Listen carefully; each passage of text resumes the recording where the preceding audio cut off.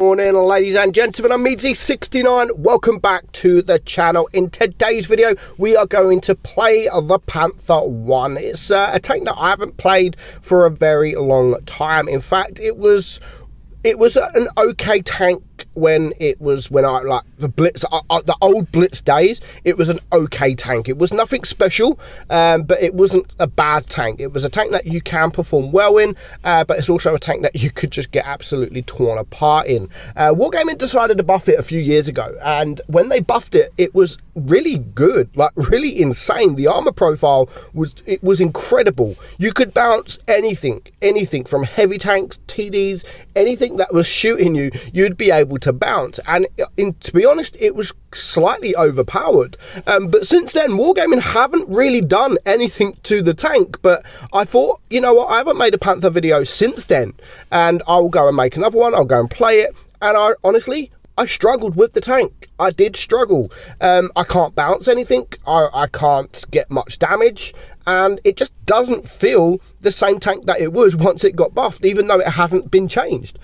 So I don't know what's going on with the Panther, but yeah, the experience on the Panther that I was trying to get footage, it wasn't the best of experiences. And to be honest, it took me a while to just get a couple of replays. I just kept losing. Actually, I had a couple of good replays, but then I wasn't aware that the update was going to hit so soon.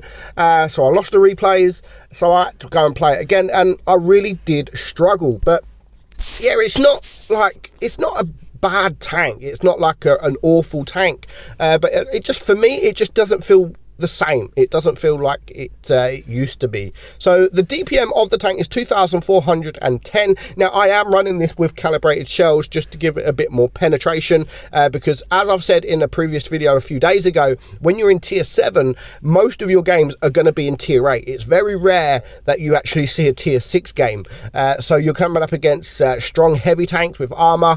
So I would recommend you running it with calibrated shells. It doesn't change too much, but the reload is quite low anyway, so it really doesn't change too much at all. It really doesn't affect the DPM much. So the reload, as I've said, is just 3.9 seconds, and that you can get that down a little bit if you want to run it with the rammer, but I would suggest run it with calibrated shells. The penetration is 208 on your AP and 256 on your APCR, only 22 on your HE. The damage, you've got 160 alpha on your AP, 135 on your APCR, and 200 on your heat.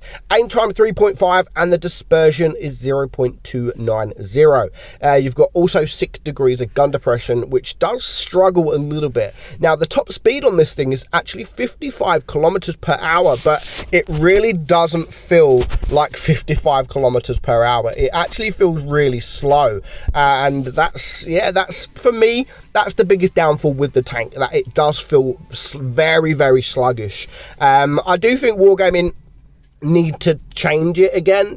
I know they did change it. They wanted to bring it back into the game. They wanted to make it relevant, but at that time it was relevant. People were playing it, people were doing well in it, and nowadays we've got all these new tanks, all these new medium tanks and OP tanks and whatever.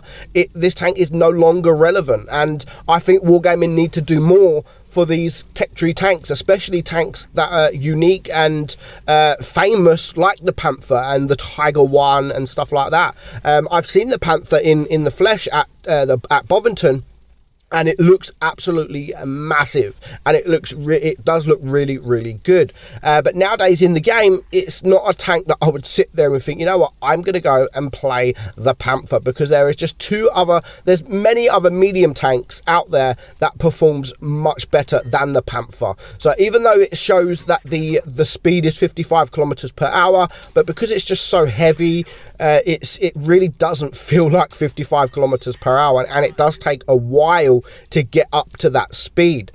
So yeah, definitely Wargaming, I think, you know, they've made a lot of changes in the past. They've made a lot of changes to tier 10 and other tiers, and fair play, like, I don't mind change, especially when it's making a tank better, just like they did with the Panther before. You know, it went from just being an average tank to an absolutely insane tank. It really was insane with the armor profile. Like, you could bounce so much in this tank, but nowadays, like, even though they haven't really changed it since then, it just doesn't feel like what it once was.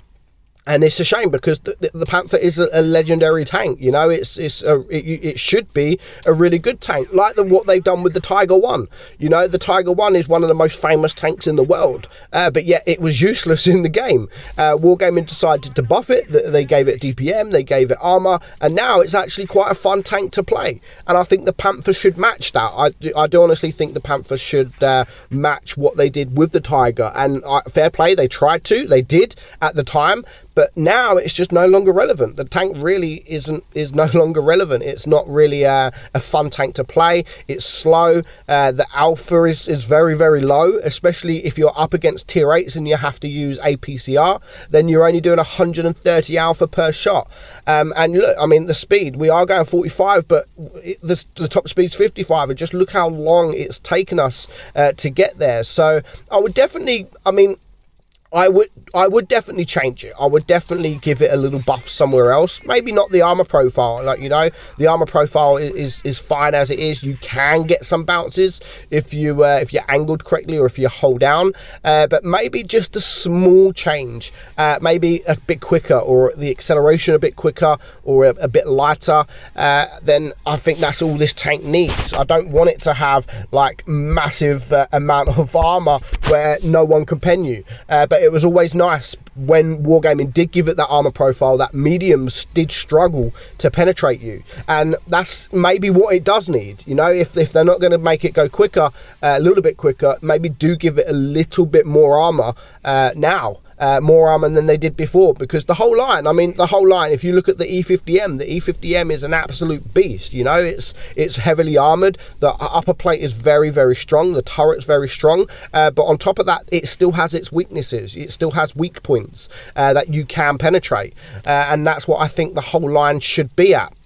If people are grinding the line, if they start at, say, tier 7, which the Panthers, a prime example, maybe buff that armor profile, so when they do get to tier 10, then they've already kind of learnt the E50M. You know, they've already learnt how to play the Panther, and if the Panther had a bit more armor on the front or the turret, then they might be ready a lot sooner to play the tier 10s. And you know, you never know. But let me know your thoughts like on the Panther. Like, I don't want it to change, but what I would love Wargaming to start doing is making these tech tree tanks a lot stronger than the premium versions. I don't think they will, but you know, it'll be nice, and they did do it, so there's no reason they can't do it.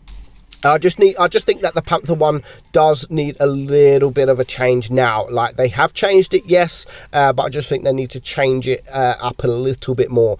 Keep with the times, you know. Yeah, they buffed it at the time, which is fine, but nowadays there's more tanks out there, there's better tanks out there now, and these kind of tech tree tanks, I mean, there's other tanks like the T20 there, that's never really been touched. So why play it? Why would anyone want to play the T20 unless they're grinding a line? And so I'd like Wargaming to start thinking about these old tech tree tanks. You know, they're tech tree tanks that just nobody plays. And if I want to go down, and unless I'm grinding, or unless, not just me, but unless people were grinding, there will be no reason to play these tanks. You know, if you go to tier 8, the only reason people would play tier 8 now is either if they're grinding, or if they're grinding the line, or if they're trying to grind credits. Put other tanks, you know, there is other tanks now. You've got things like the Tiger II, which is fantastic. Tiger II is absolutely brilliant now.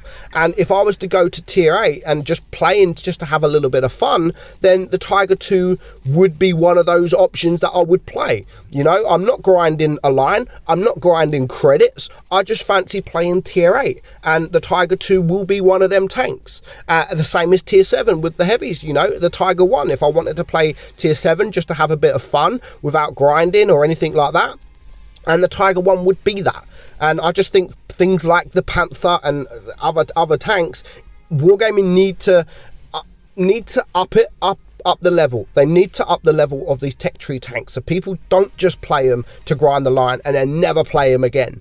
People should be playing these tanks. they should be playing these tanks, whether they're grinding, whether they're trying to grind credits, because if you have a good game, you can still earn credits. You know, you can still earn credits. Here, what we earned, yeah, it's 30,000 credits, but for a tech tree tank, you don't need a premium, you know, and I think Wargaming should cater for these free-to-play players a bit more, instead of just money. So let me know your thoughts in the comments below. Do you think that the Panther is fine as it is, or do you think it now needs to keep up with the times and just be buffed a little bit more? Let me know your thoughts in the comments below. So I hope you enjoyed today's video, guys. I'm meadsy69, and I will catch you all soon. Bye bye.